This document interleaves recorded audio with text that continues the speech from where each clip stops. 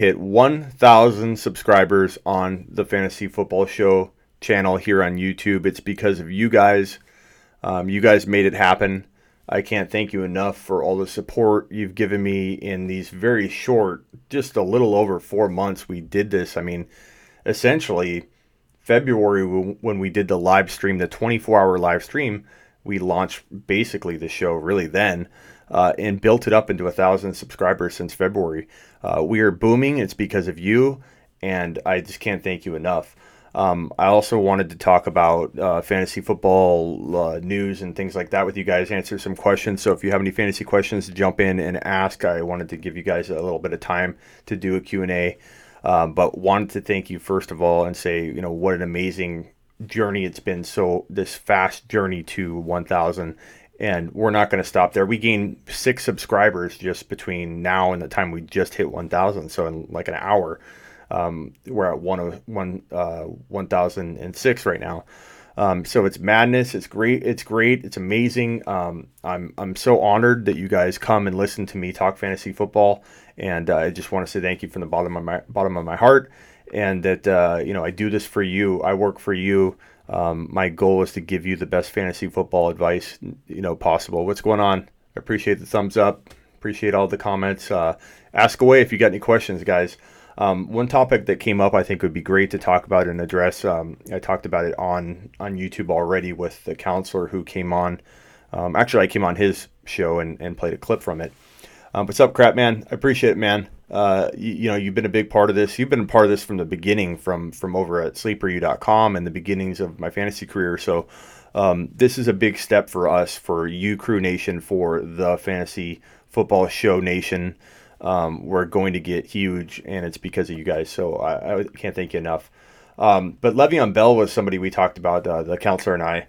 And I think it's a really good topic right now because LeVeon Bell is being doubted all over the place, given that his team apparently doubts him, the GM, and everybody talking about how, they don't want to draft him in the first round anymore. And that's great news for anybody that does like Le'Veon Bell. Before he dropped in value, next up is 10K, crap man. I think we'll be there easily by the end of the year, if not way sooner. But I'm going to curb my expectations just, so we can blow it out of the expectations out of the water. But 10,000 subs by the end of the year, I think, is so doable. We're growing like I said, 6 since we just crossed the 1,000 mark an hour ago. So I appreciate you.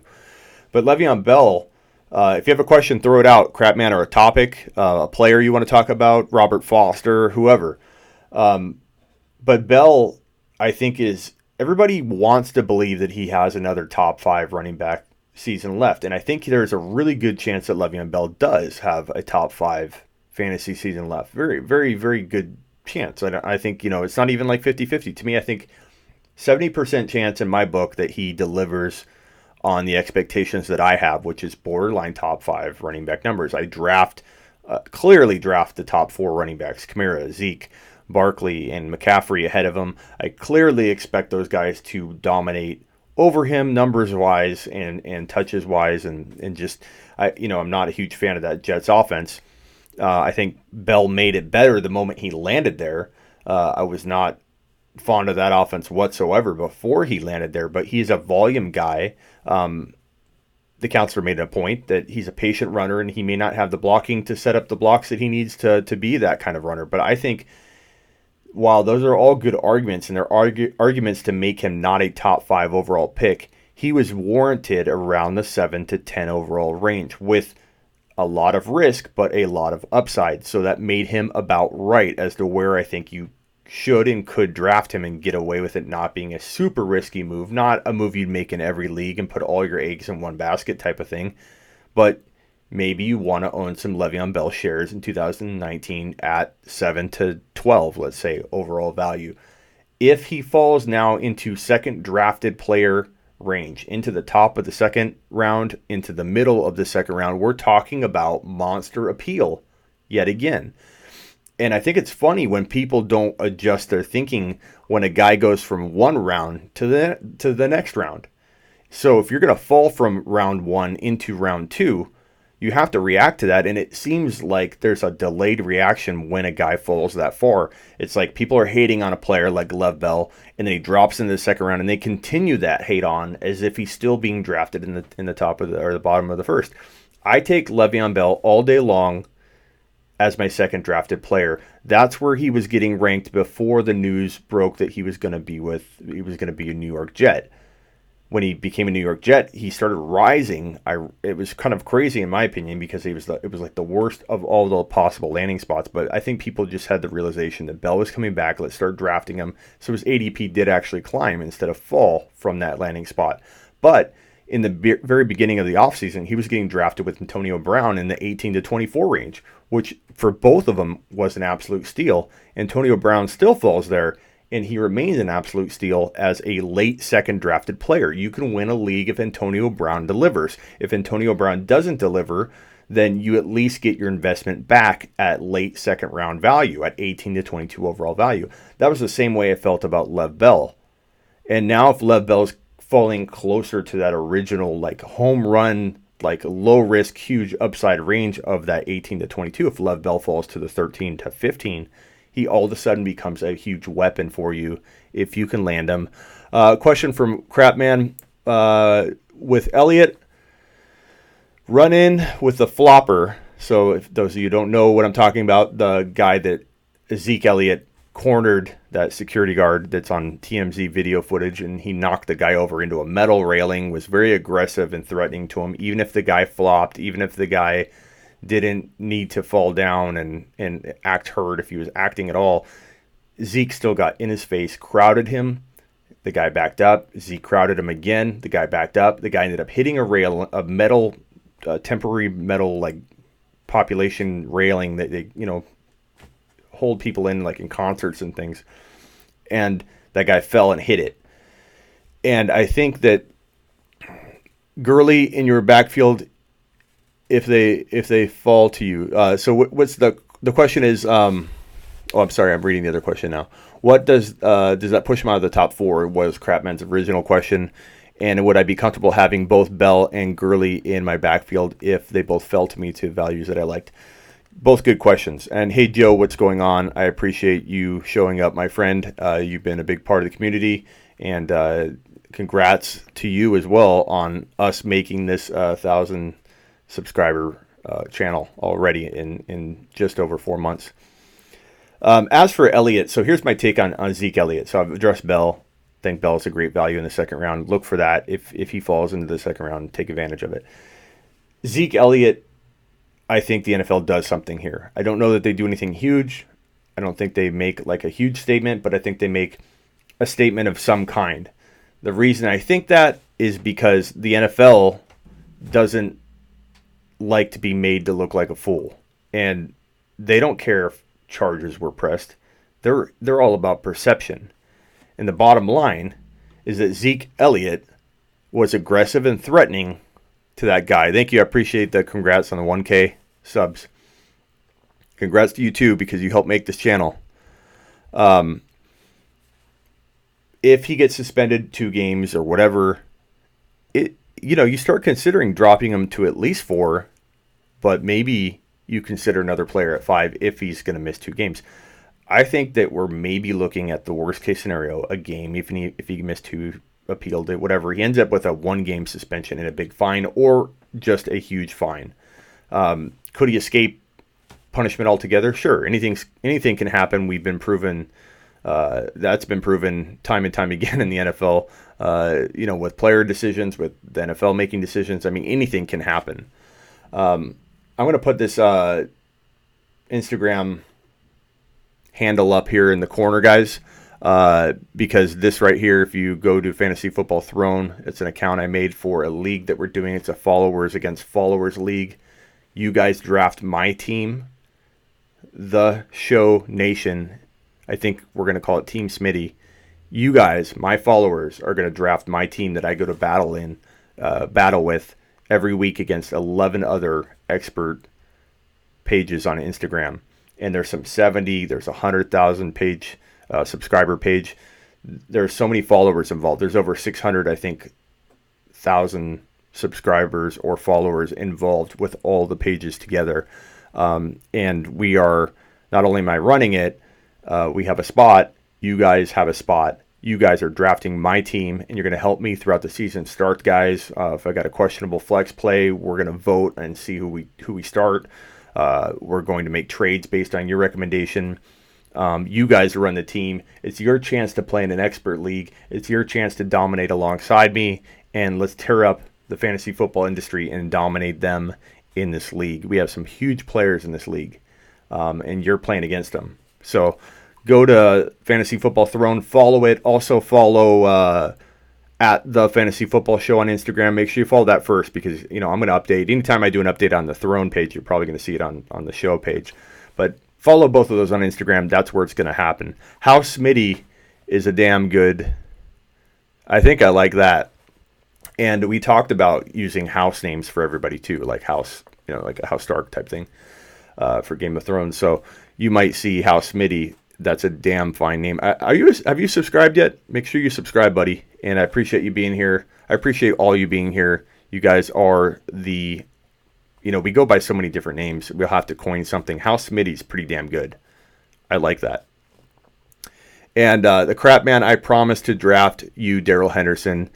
Just keep him on the lowdown. I've been talking about like mad to this group that we're drafting with, but guess what? Their users and followers are going to draft. So let's take Hendy early. I know everyone's going to see everybody's strategy, which is kind of cool. You guys know how I feel. Like when I play in a league with some of the followers or some of the good friends that I've met over the years, they know exactly what I'm thinking, and I'm at a disadvantage when I draft because like I have everything out there. We're all going to have that disadvantage and that advantage. And what's going to be so amazing about this league is you guys can go out and find out information, report back like, oh my God, I've been watching the video. They're going to take this guy. Like imagine the strategy involved in this league. There has never been, and I'm not just patting myself on the back. I've had all of these channels, some of them way bigger than my channel, saying that this is the most genius idea they've ever seen in social media for fantasy sports ever. And it really feels like it could be a monster, because think of how involved everybody's going to be. What's going on, Ball's Life? What's going on, Deonta? Think of the strategy involved in this. As a group, we're going to draft. As a group, we're going to be able to spy on channels and know what they're going to take and what they're thinking. We're going to have so much fun with this league. I can't even tell you. I'm so excited. A lot of these guys have actually, even after we do a live together and they tell me how awesome the league is, they'll even tell me in a private message, like, I'm so glad I got into this league. Thank you so much for inviting me. It's been awesome. I've made some good contacts and friends through this, but I can't tell you how excited everybody else is about this that's in the league. They cannot wait to play. We cannot wait to play. We cannot wait to put our users against each other. So be sure to get to Instagram and follow the main account for the league and then my account. And you'll see updates of both. I'm sorry I got so sidetracked. Crap, man, to answer your question, Gurley, I don't draft. Could I draft him in the third round? Yeah, he's not going to fall to the third round unless more news unveils like I predict it will. Then I'll be faced with a new dilemma, because he even goes down in value for me when more bad news breaks. So for right now, if he fell to me with no more bad news breaking to the third round, I'd probably take him and try and trade him. Or I would handcuff him to Henderson and just say, at third round value, I'm not risking losing out on a better player. Like my analogy or my advice is when someone's drafting Gurley in like the top 14, you can get a Mike Thomas and Odell Beckham Jr. and then draft Darrell Henderson and have the best of both worlds and potentially have two amazing starters at some point. Whereas if you take Gurley and handcuff him to Henderson, you might just still be looking at one player. I'd rather have the safer player and then the home run hitting Darrell Henderson. But to answer your question, would I take him at a certain point? Yes, third round value would mean that, okay, I'm not passing in the third round shady anyways. I'm not passing anybody huge, and I can get Darrell Henderson, and then you're good. So is there a scenario I see owning both of those? Yeah, I could own Gurley in the third round, Bell in the second round, and Henderson later, and then be fine with that. But he won't fall, so I don't think he will. I have kind of a long question, but I need some help. Go ahead and post it. We know Fantasy Football Counselor will take Rojo before Hendy. Well, it's his nation against our nation, so we'll see what they pick. But let's see here. Ball is life. Think any receivers will bounce back and put up wide receiver 2 numbers, thinking like Allen Robinson. This is a question from Ball is life. Marvin Jones, Jarvis Landry, any of them or someone else. Bounce back. Diggs could bounce back, but a lot of people are drafting him high. Landry could have a good year, yeah. Off the top of my head, bounce back, I don't know that I have some to throw at you. I have some guys that I think will explode, like Calvin Ridley. I think Calvin Ridley's this year's JuJu Smith-Schuster, meaning by the end of 2019, we'll be talking about him at like close to the level we're talking about JuJu right now, or at least a late, top of the third type pick in 2020 with a lot of excitement. So I love Calvin Ridley heading into this year. I think Tyler Boyd's a good later guy. I wouldn't take Boyd near Ridley, but I think Boyd could have a big year. Chris Godwin was one of those guys, but he's climbed into like the crazy range where I don't think I'll draft him now, but he was getting so overlooked. And I did a video on that saying he was one of my bigger breakouts before he was really being drafted in, like even the 6th, 7th round.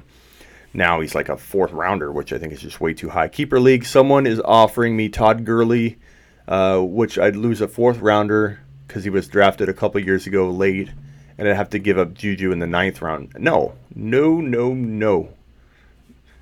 To me, Todd Gurley is not even a 2nd round player. JuJu is, and you keep JuJu for a 9th and 14th, whatever, or was it Gurley and Gurley 4th? Even if Gurley was like 14th rounder, I'd take JuJu in the 9th because the 9th and 14th wouldn't be that big of a deal. But you're talking about 4th and 9th. JuJu in the 9th crushes Gurley in the 4th. And then go get Darrell Henderson and have JuJu. That's my point, Christopher.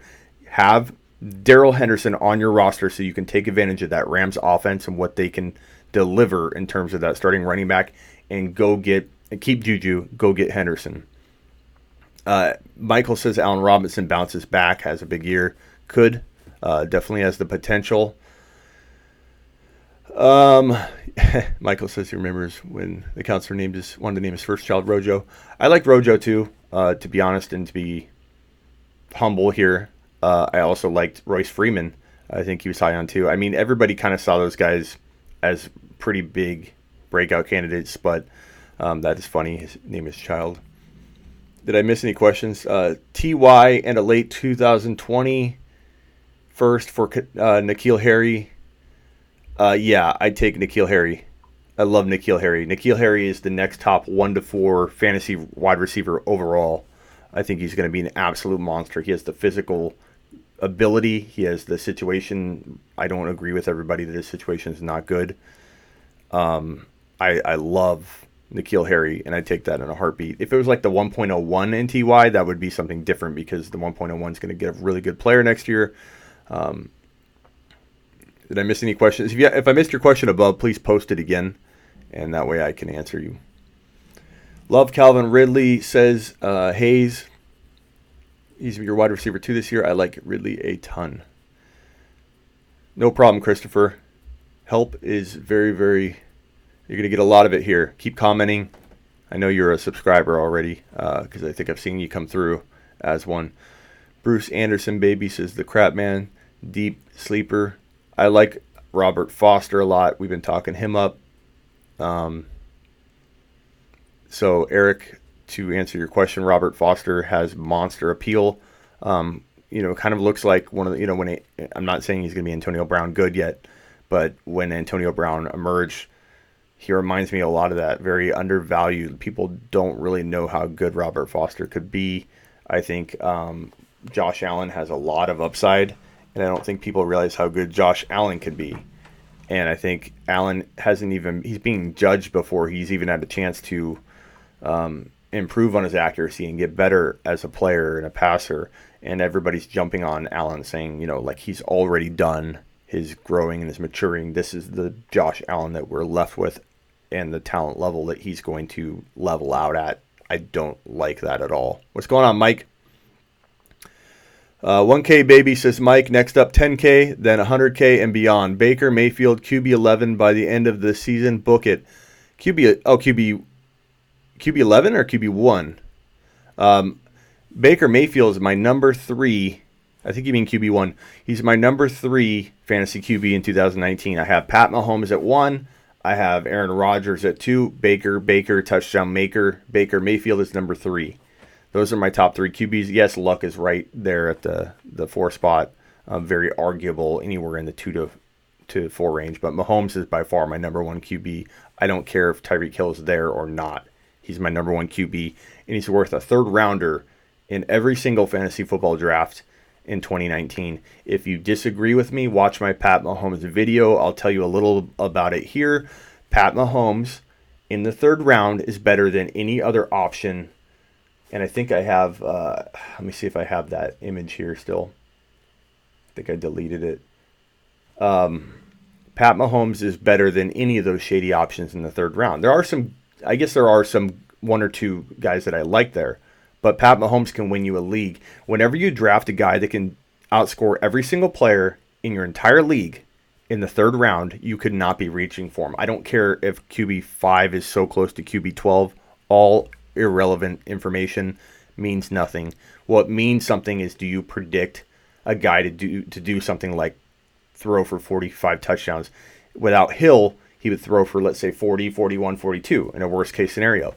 What people don't realize is that he didn't need to run last year, but if he didn't have Tyreek Hill, he probably would run more, and he's an amazing runner.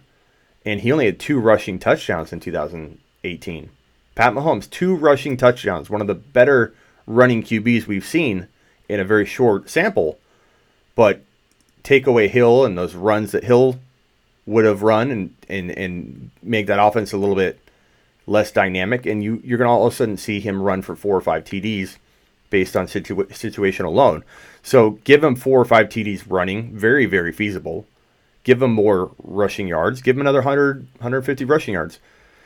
And then, whatever we're lacking there for passing TDs that would have went to Hill or yards, Mecole Hardman is going to absorb at least on I think a very low expectation, half or 60% of that. And then with the rushing and stuff that I think Mahomes will add, Mahomes isn't going to miss much of a beat at all. And if Hill misses half a year, he's not moving at all in my rankings. I love what's going on, Daryl. I appreciate the props for the 1K. Mahomes is a 3rd round lock for me. I hope that in our league we draft him because he'll carry us week in and week out. Christopher says my keepers are JuJu in the 9th, Mahomes in the 10th, and Gurley in the 4th. It's tempting, but the knee is a huge problem. So you can only keep 2, Christopher? If you can keep 2, JuJu, Mahomes in the 9th and 10th are an amazing core to roll with.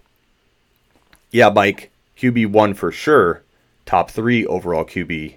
And right here, got my Brown Super Bowl ticket in this frame waiting to be cashed, something I've been pumping for a while before the Odell Beckham Jr. trade even. And people were crapping on the Browns before Odell Beckham Jr. showed up. But go Browns. Yeah, then keep JuJu and Mahomes, Christopher. You can only keep 2. So we talked about Bell. We talked a little bit about Gurley. If anybody thinks Gurley's playing a full year and being an amazing top 10 running back, I think they're in la la land or bizarro world, because Gurley has arthritis in the knee. He had ACL surgery, and he's not going to be the player he once was ever again. And even if they use him at a limited usage, the players around where you're taking Gurley are way safer and have more upside, and you can take Henderson and probably win out on this one. JuJu, Mahomes, that's what you're rolling with. I love it. And Gurley could fall to you anyways because people will be scared of him. All right, you guys got any more questions for me? I'll probably end it here at 30 minutes and just do a quick 30-minute live here. Just want to say thank you. Celebrate the 1K subs. As soon as we got to 1K, we jumped straight to 106. I don't even know what we are now. Let me refresh here. Just can't say thank you enough for making the fantasy football show, in my opinion, but I think it's a damn accurate opinion without any bias. Just kidding. We are one of the fastest growing fantasy football video shows on YouTube, on Instagram, and you can hear us. Make sure you check us out. We just got on iHeartRadio, and approved on that. So you can check us out on iHeartRadio. Very excited about that. We're on Spotify. We're on iTunes. We're on Stitcher. We're on all of those platforms in audio format as well as video. So you can get your The Fantasy Football Show fix at all times. What do you think? This is from Eric. What do you think about Kerryon Johnson this year? I think Kerryon Johnson is very, very undervalued. By the way, just another subscriber, so we're at 1,007. 7 in like an hour. Thank you guys. We're gonna, Mike. You might be right, man. 10K is the next stop. It's just a matter of how quickly we get to 10K. I'm real pumped, man. And getting here, I'm so appreciative. I'm ready to crank out more information, content like this, trying to help you, talking about hot topics, not talking about what's your favorite team name, what do you do in a bye week. This is like hardcore stuff. This is what you call, if I do call-ins and you call up and ask about a kicker, I'll hang up on you. This is hardcore, hot topics, helping you win your league. Bold is how I roll. Crap, man, all the guys in here that have been with me from the start, Daryl, they know that we always miss. Everybody misses something, but the Sleeper U, like SleeperU.com and now the FantasyFootballShow.com, both brands. I've been doing the bold stuff for a while now, and that's how we roll. We're trying to be ahead of the curve at all times, and sometimes that rubs people the wrong way, like the Todd Gurley stuff that I've been beating like a dead horse since January is starting to really come to fruition, and people are starting to back off on the "you're a crazy, insane mofo for telling me that Todd Gurley's going to bust." Do you realize how many years he's dominated? He's been the best running back for 4 years. I have nothing personal against Todd Gurley. That's always funny when people say I take this personally, because I'm not. I've never said anything bad about him as a person or his character. But you're being sentimental if you're talking about his past. Everything matters from Super Bowl on. He looked hurt. He is hurt. You're pumping the brakes on JuJu, you said, Michael. Have you seen him without AB? Okay, so Michael, I'm not saying you're wrong. Crap, man, leave him for Michael. Smitty, do you like Zay Jones? A little bit. But Michael, to answer your question about JuJu, so here's the argument. Not saying you're wrong. You could be right. You never know. But here's the thing. He did well when he didn't have Brown. He still got tons of targets. It seems like people want to have this both ways. They say that, well, Antonio Brown was there, so he got open easier. He wasn't facing, double coverage, or he had the easier time finding targets. But the bottom line is he's still going to absorb an extreme amount of targets, maybe even more than last year. And last year he's an elite wide receiver. He was a wide receiver, low-end wide receiver 1, sharing time. So now, you know how Big Ben laser locks on Antonio Brown. Well, he laser locks on JuJu as well. And if you watch JuJu play physically, he is arguably a top 5 wide receiver physically. He's like Antonio Brown and T.Y. Hilton, where you can't guard them. What's up, Big Jim? I appreciate it, man. You can't guard and contain JuJu in a one-on-one situation. So the NFL rules as they are today make it really hard to guard a T.Y. Hilton and Antonio Brown. No contact after yardage. So I am so excited about JuJu. I don't like that he's climbing into first-round value. So, Michael, I will say that I do agree that if you can get him as a top, one of the first drafted players in the second round, that's ideal, because then it leaves a little room for him to be not disappointing, but just like last year's numbers. He would be a steal there at those numbers, or value would be even. So it's hard to draft him as your first drafted player, but I do love JuJu. I think that he's going to see so much. He proved that I think he has the talent to do what AB did when it was just AB. AB found a way to get those yards and stats when he didn't have a JuJu next to him, and Ben Roethlisberger feeds his one guy over and over and over. JuJu mirrors a lot of AB's qualities and physical talent, so I see it translating perfectly over to JuJu in terms of targets and stats. So I'll disagree with you there, but say that you are correct in wanting him as late as possible, and top of the first or top of the second would be ideal. You may not get him though if you wait, but it might be worth waiting, because if you land him there, you can have a home run. But Antonio Brown was able to get open, and I know you could say he's Antonio Brown, but Juju looks talent-wise to be on par with some of the best in the league right now. He's a quick guy, an amazing wide receiver, and when Brown was out, he was able to do well. So if you look at those stats, I believe, I don't have them off the top of my head, but he has produced. So more targets, maybe more double teams, but more targets, man. Big Jim says, I'm thinking about going 0 wide receiver and drafting C-Mac, David Johnson, or C-Mac and Dalvin Cook.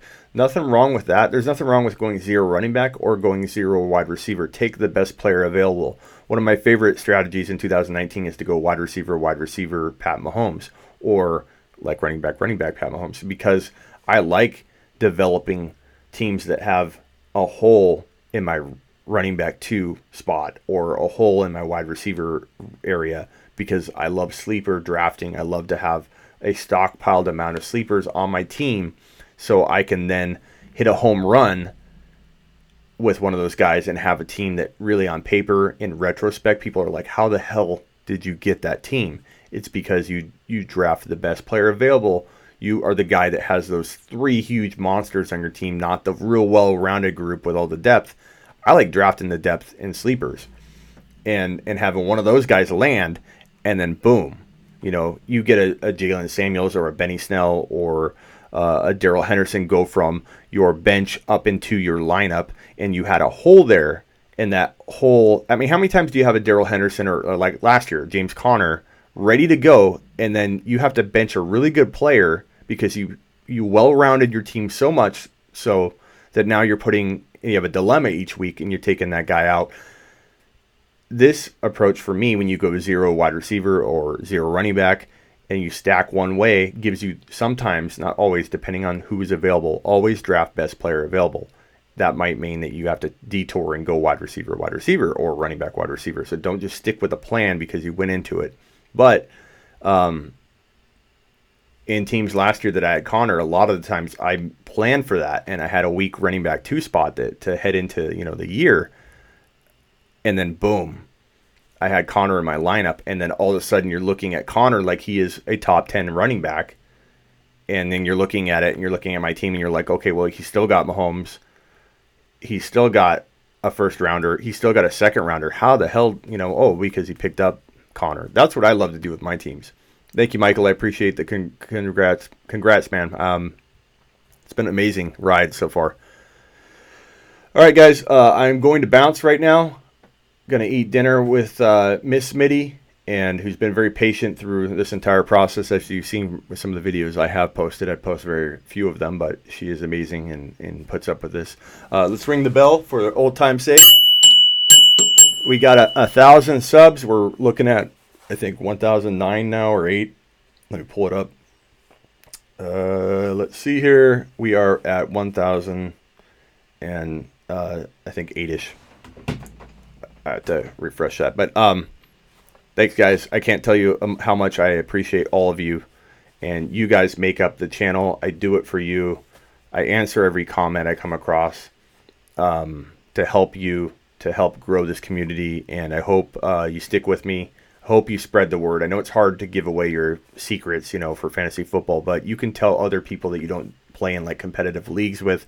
There's got to be people at your work that you can say, hey, be their hero by telling them where they can go to get information, and spread the word the best you can. That's all I ask. Subscribe, and also please thumb up every video that comes in. The more thumbs up I get and the faster I get them, so please hit thumbs up on this video right now if you can. The more I get, the faster, the more YouTube's going to say, hey, this is a popular video and show. Let's serve it to more people. So please know that it helps me big time. If you want to give back at all, and you don't want to purchase, sleeperu.com, you just want to enjoy the content on the video, that's fine.